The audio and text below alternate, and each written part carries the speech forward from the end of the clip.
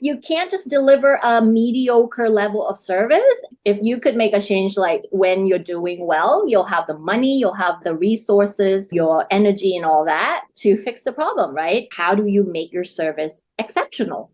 Hey guys, welcome to episode number 182 of the Game On Girlfriend podcast, where today I got to sit down with Nida Leard. Now, she is the founder of Nida Leard Consulting, right? Beautifully named, where she helps really stellar executives, coaches, service providers, agencies level up inside their own industries. Now, I loved having this conversation with her. One, because I hope you know, we're always seeking excellence here at the Game On Girlfriend podcast, and over here at Team Sarah, we always want to make sure we're delivering excellence. But what Nida did here that was so great is she reminded all of us, I hope you listen for this. She reminded all of us that it is so much easier to figure out how to be excellent when things are going well, but we rarely do.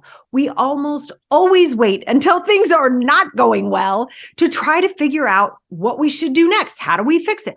What do I want in my life? Like all these things we ask ourselves when the chips are down. But if we actually take the time to do this when things are going well, boy, can we change the game. So I think you really want to listen for that part and how she started in all of this. Why does she care about this? You guys know, I always love getting the story behind the story, right? Like, why are we all doing this crazy thing called running businesses? It is so challenging. Looking at personal development on the daily is no joke. It takes a lot of effort and it takes a lot of focus. And so when I find somebody who's doing it at the level Nida's doing it, somebody who is lit up from the inside out when it comes to helping other people be amazing, I get super excited. So I dug into that with her today in the episode, and I hope you really enjoy the honesty of this conversation and the way that we both just start talking about what it takes to be excellent in your industry. So pop in those earphones and let's get to it. Nida, welcome to the Game On Girlfriend podcast. I'm so happy to have you on the show today. Thank you, Sarah. Thank you so much for having me on the show. Yeah, you're welcome. And listen, thank you, you guys. As we're recording this, it's 11:30 at night for the amazing Nida. So thank you for hanging in and so late to be with us. But rumor has it you're a night owl. Is that true? Do I have that right? I'm a night owl, personality type certified and all that. And then my DNA is tested. I am a night owl. You guys, she's got scientific proof. I love it. That is so awesome. So good. People can say like a note's in your head, you're just making things up, you're just lazy or whatever. But no, I have proof. I can't change my DNA. Right? You need to have you can carry that around on a piece of paper. Like, dudes, it's too early in the morning for me. I come alive at night. It's proof right here on the paper. Yeah. So good. It's so good. Well, Nida, I know that our audience is really going to want to hear from you today. We love our girlfriends. You do this magical thing. I'm going to call it magical, right? So I looked you up. I did a little bit of the internet stalkings, and you do this really cool work with people where in their businesses, in order to grow, in order to really understand what's happening, they have to tell the truth. Can you talk about that and tell us, one, how did you realize that? Like, how did you come to this conclusion that telling the truth is the most important? And why is this the thing that you went after in your life? Well, I think it came from several things. I would say in hindsight, I found out my personality type. So I used the MBTI, which is the 16 personality type. And then I used the Enneagram as well, if anybody has heard about that. If you haven't, go search it up. It's really interesting. And one of the types that is really about problem solving. I love complex problem solving. And really, when you love complex problem solving, it's about logic. And it's about working with the fundamental truths, right? So I think it is definitely a personality type. So I've just always had that approach from childhood. When I'm looking at things, if there's a challenge, if there's a problem, well, what's the root cause of this, right? And so even in business, and I'm helping coaching my clients and all that, it's all about facing the truth. So when we look at personal development, there's so much content out there, so much information from gurus and, all that's telling you to do this and do that. And then when I'm listening, I'm not judging, but I'm really critical, using my critical thinking. I'm like, well, that doesn't make sense, right? So this piece of information, you can't use a cookie cutter approach for everyone. Yes, it worked with you and your experience, but we have to remember that other people don't have the same resources that you do, right? So you can't use the same approach with everybody, Yeah. There's this, some people believe that, well, anybody can be Mozart if you were in that environment. Well, I don't believe that, because we know that it's nature plus nurture. There is a part of your DNA that is not going to allow you to be amazing at everything. So you need to find out what you have the potential to be amazing at, right? And it's usually your natural strengths Mm. plus your personality type, and plus so many things, your upbringing, environment, all those things as well, to find what you should be doing, what Yeah. makes you feel alive. And so even being alive, you need to get to the truth of what makes you alive, because something that makes other people alive is not going to make you alive. It's not the Oh. same for everybody, right? So eventually it's all about finding the truth, finding your truth.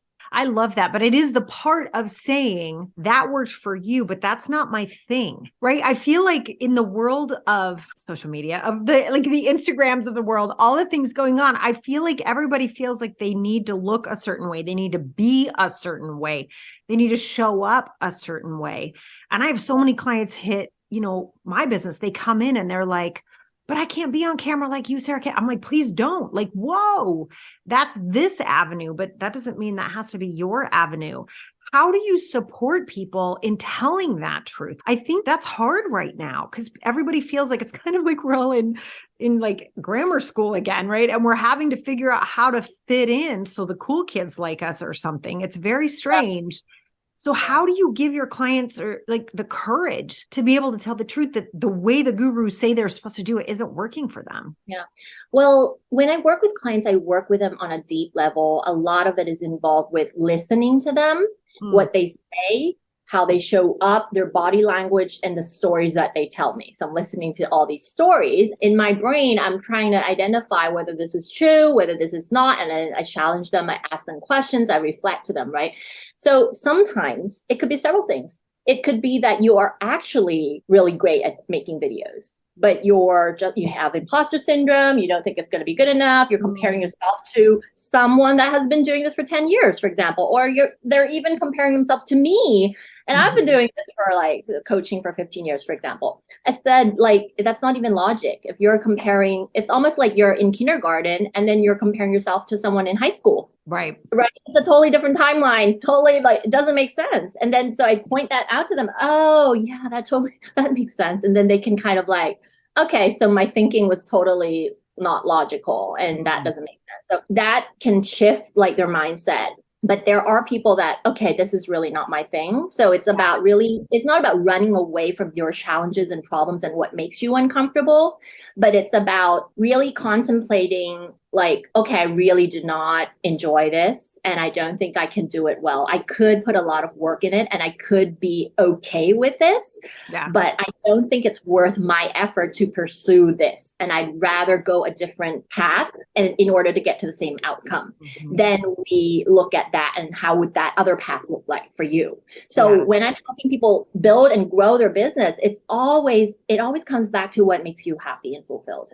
Yeah. Doesn't mean that everything you do in the business is going to be happy and fun and comfortable. Of course not. Right. But it's about like, do you have legit reasons of why you want to do this and why you don't want to do this? Right. Yeah. And so it's different from not wanting to do like what I call the unsexy tasks, right? Like the things you do when no one's watching, like counting up the numbers or writing or the things no one sees outwardly. That can be challenging and tough, but it's also part of being a business owner. But you're saying the things that just absolutely feel incorrect. Yeah. Okay. Find what you want to do. So it's about making the decisions from a conscious place, being conscious. Yeah. And aware and super hyper aware of everything and not escaping things. I'm just going to run away now. There's like a Sarah-shaped hole in the wall, right? It's like, I'm out. Right. So not that. But how do you how do you support someone through that? So let's say, because I know you do a lot about like self-actualization, and how do you actually help someone understand? So let's say someone's listening right now and they're like, oh my gosh, I really don't enjoy doing this thing I have to do for the business. And it's not just an unsexy task. It's actually really something I don't enjoy. How do they know that? How do they know that's the thing that actually isn't them? That's the thing they need to tell the truth about. What do they feel? Like, what can they sort of start to sense to know they might be off track a little bit? Yeah. Well, first of all, if you are running away from something, this is how you know. You will have a body reaction. You kind of feel that, uncomfortableness in your stomach, your heart beating faster than normal. It's the fight or flight kind of survival mode. Your survival brain is doing its job, trying to prevent you from taking risk and having danger happen to you. It's not real danger, right? But it's registered into the survival brain that, oh, this is something, it's not safe. Don't do it, or something like that. So like, oh, if you go on camera, we'll just use this example. If you go on camera, people are going to criticize you. What if you say something and somebody challenges you that you said something wrong? It's just not true. And, oh, this research proves that it's not true. What are you going to do? And then you're going to be, oh, then it's going to mean that I'm not good enough. I'm not capable, and then this happens in like split seconds, this whole thought process. It's just so automatic because it comes from childhood. It comes from your whole life experience, right? And your body remembers this, all of this, and it's automatic. All of it is automatic because it's the subconscious mind doing its job, right? To keep you away from all these dangerous situations. So if you feel in your body, you have all these reactions in your body, that means you're trying to escape danger. Right. But when you can make a conscious decision that, hey, I really don't want to do this, and I'm coming from a place of awareness and consciousness, you'll feel calm. You won't be in panic mode. You'll be calm and you'll be at peace with yourself. And even in making this decision, it will come from a place of empowerment. That's a totally different place. You're not scared. You're not running away, but you're like, hey, this is my truth. And I feel at peace with this thing that I've made a decision on. Yeah. It's that feeling that you have to notice there's a difference, right? That's a huge difference. So there is that like fight or flight panic, right? That you can feel. There's like that panic rush, adrenaline feel versus feeling more calm and centered. You're just reminding me, just a little bit ago, we decided to stop doing one of our programs I've been doing for 5 years, right? And it's the longer amount of time I have after that decision's been made, the calmer I have felt. Like the more relaxed I felt. And I didn't even put that together until you said it just now.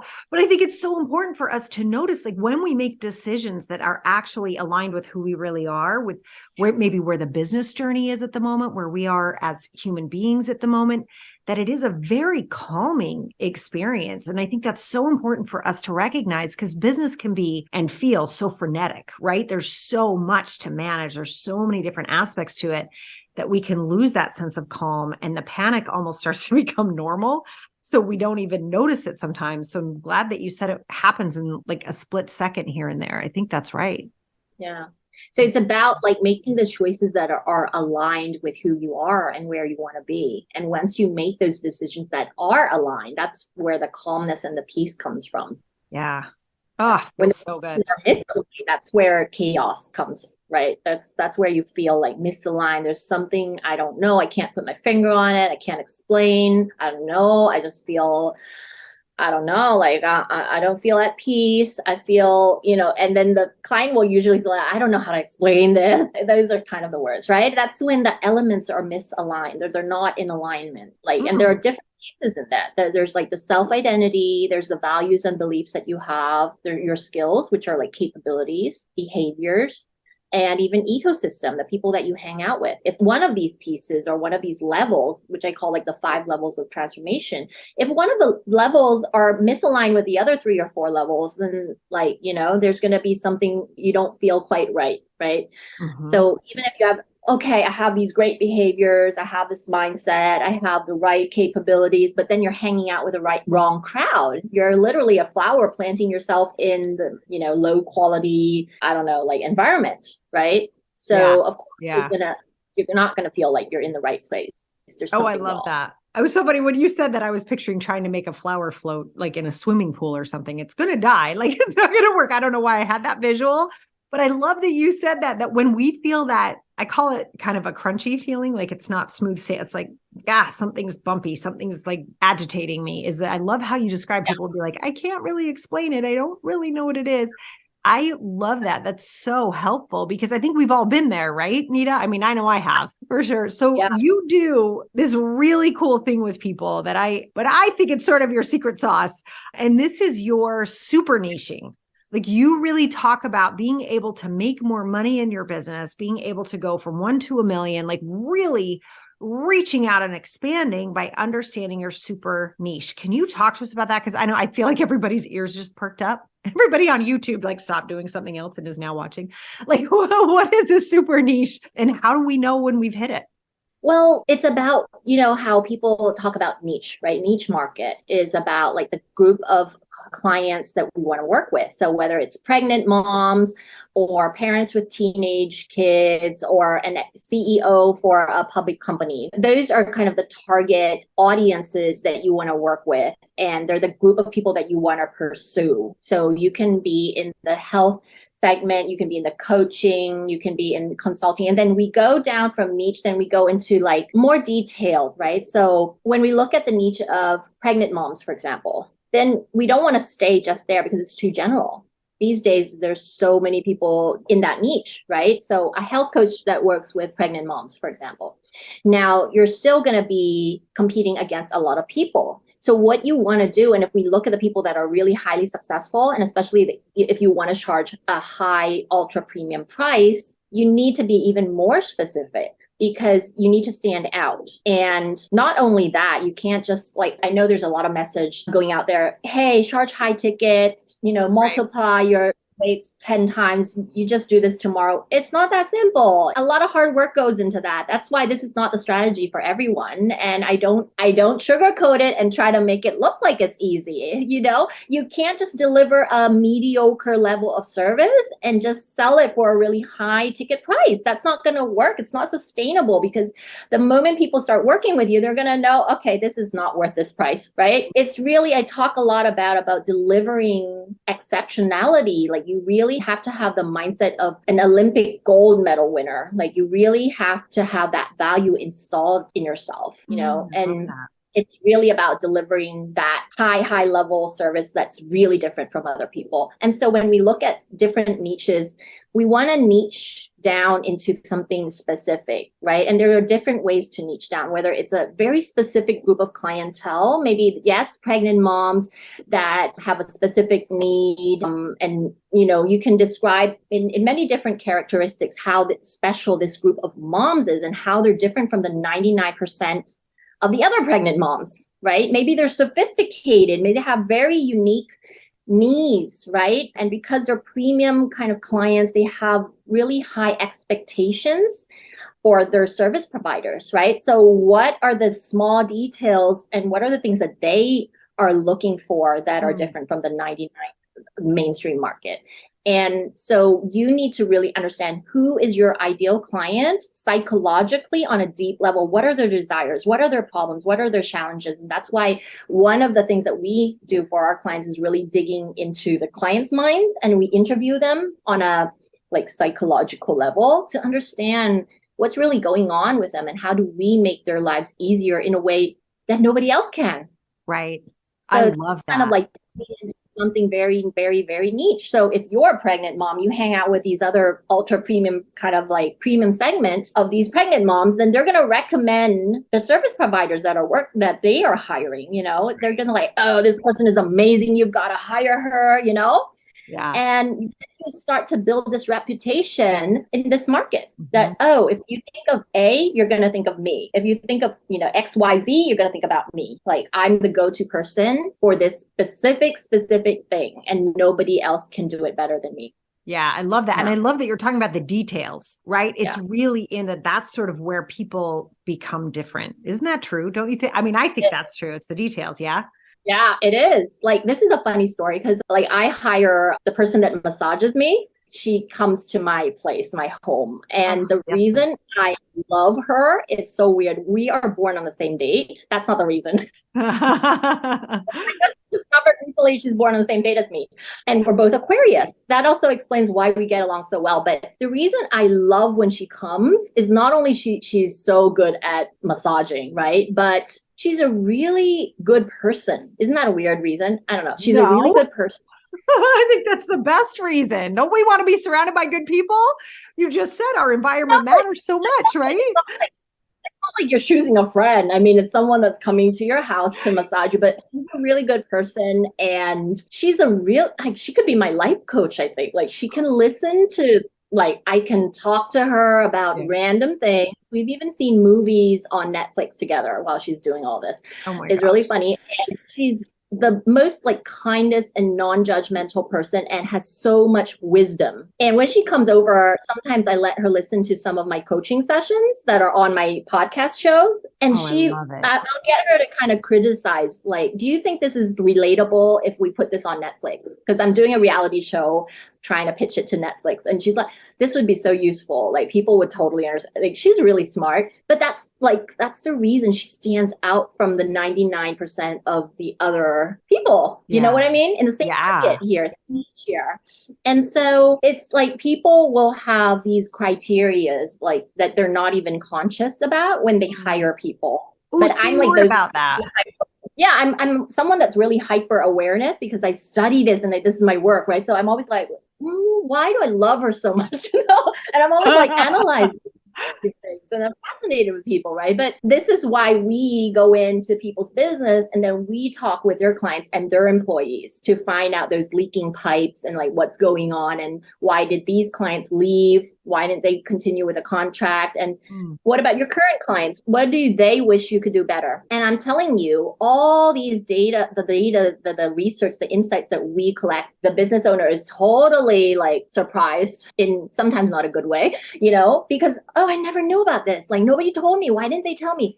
Well, humans don't like to feel uncomfortable. And they know if they give you this feedback, which you don't really want to hear, right, there might be some consequences. And those consequences could be like, what do you think about them as a client? Maybe you won't like them as much because we're humans, right? And so we try to avoid that conflict. Like, what benefit would I get if I give you that really straightforward kind of feedback, right? Even if it's constructive. And so people would do the easier thing, which is just not give that feedback and maybe just give you 30% of the feedback and then leave out the other 70%. And we want to be nice and kind, right? So a lot of insight the business owner, the entrepreneur, the team doesn't know. And a lot of it, the employees actually know, but they won't tell the business. It is so, oh my gosh. I mean, it's so interesting because Nida, it's like you're saying this and I'm like, oh my gosh, that makes so much sense. Yeah. But even after, I mean, all the times that I know I've personally said, business is personal, right? People are like, it's not personal, it's business. It's like, business is always personal on some level. And I think that's what you're speaking to is like, I call it our spidey senses, right? Like we have this sense of who people are and what's happening. But I love the idea that perhaps the team knows something that the founder doesn't know. And the founder's behaving in a way with clients that the clients don't know. Like that whole dance is so important. And I would assume that's really part of like when you talk about self-realization and self-actualization, that's got to be a part of it inside of a business owner. Yeah. Yeah. It's the truth. It's the truth that it's the part that's in the unconscious brain and the truth that other people know that we don't know yet. It's the blind spot. So it's about like, how do we find out the truth?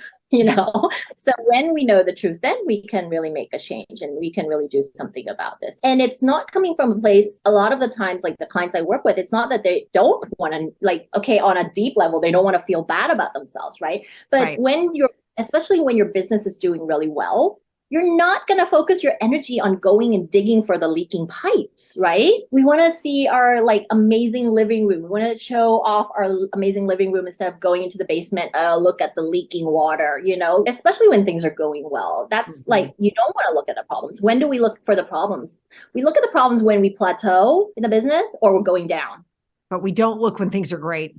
Yeah. And that's actually the time to look for the leaking pipes because that's when you have the resources and energy to solve the problem, right? I think you just changed my life. Just right there. That one thing, Nida, and that's it. That like mic drop right there that is so good. I hope every business owner listening heard that when things are going well, we don't pay attention. Oh my gosh, stop it. That's with our lives as well, isn't it? It's like we won't look at those things until, I'm starting to have stress. I'm starting to like hit rock bottom. I just discovered that 20 years in this job, I hate my job. That's Right. like you can still make a change there, but it's not really coming. It's a difficult spot to make a change. If you could make a change, like when you're doing well, you'll have the money, you'll have the resources, your energy, and all that to fix the problem, right? Now, when you're in a place where you have very low energy, it's like you have this jar and you have like very low level of water and resources. What are you going to use to deal with these challenges, right? But that's human nature. We don't deal with it until it becomes until you can't escape it anymore. Right. That's when Until it's an emergency, almost like you have to address it. Yeah. It is yeah. human nature, isn't it? Like we're like, it's fine, it's fine, it's fine. Oh my God, I gained 100 pounds. Like it's kind of like that where we're like, it's fine until it's not fine. And that's why I said, I think you just changed my life, because that idea of applying that obvious human nature that we all have, that's why I always talk about unsexy tasks, right? We got to do those all the time because that's what makes the business work. But really looking at how can I improve this when things are awesome? Boy, Yeah. is that a game changer. I mean, that can just make everything completely different. I love it. I love it. Oh my gosh. Yeah. Okay, well, my mind's officially blown. Nida, I believe you have a special gift for everybody listening today. Is that right?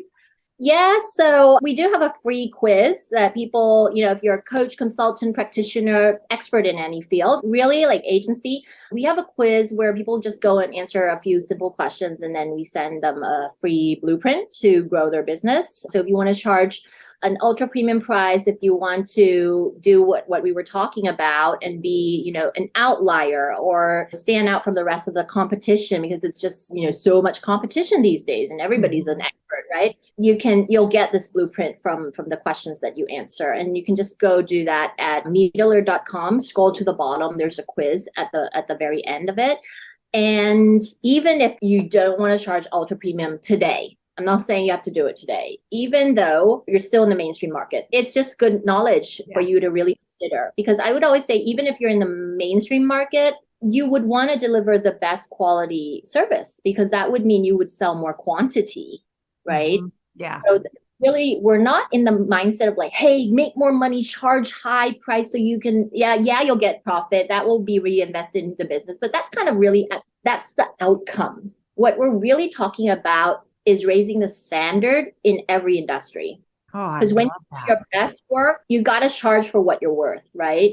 Otherwise, how are you going to have the money, the profit to hire amazing people Right. to deliver that amazing service, right? It won't be amazing. How do you do that? You can't do that. So you need to charge accordingly.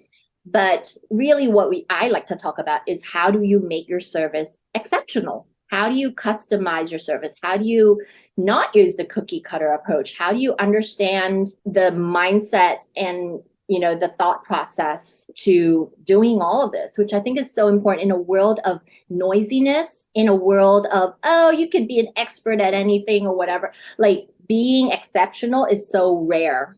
Yeah, it And I is. don't It have the is. power to being successful because for me, it's like the easy path because there's no competition here because everybody else is doing the easy thing. So if you do the hard thing, you're going to stand out. It's going to be hard. I'm not going to say it's easy, but you will get there easier, so long is short, short is long.